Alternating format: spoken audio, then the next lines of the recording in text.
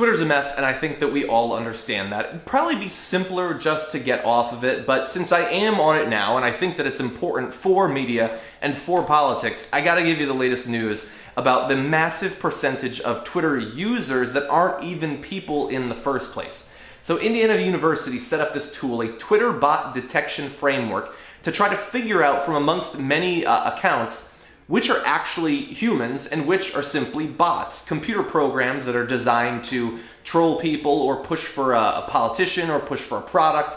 There are a variety of different types of these, but they are growing in size and apparently in influence over time. They discovered that between 9 and 15% of all Twitter accounts are bots.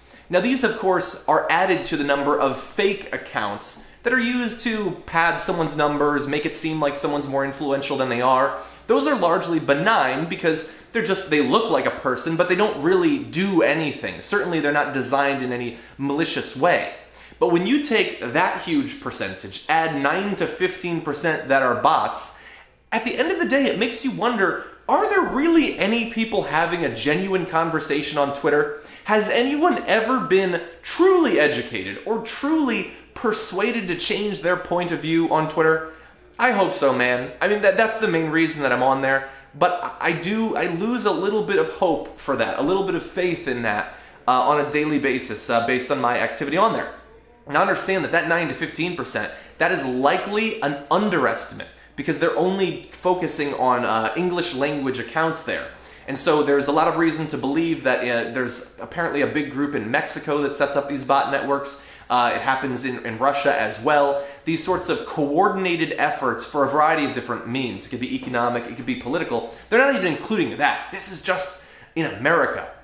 And we've seen it. We've seen the power of these things in the past. And so I remember back during the Democratic primary talking about the fact that David Brock and all of them, they're trying to set up these fake Clinton bots, basically, to try to badmouth Bernie Sanders or make it seem like there's more enthusiasm than there actually is. And we saw the effect of that. There was a huge amount of pro-Trump bots, far outnumbering, in fact, the Clinton bots during the general election. And the amazing thing is that after the election, they haven't gone away.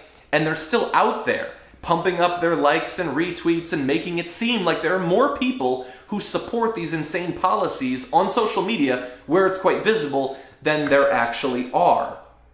I'm worried about this because it doesn't seem like Twitter is capable of reining these in. Indiana can detect them, but can Twitter? And if Twitter did, would it actually do anything about it?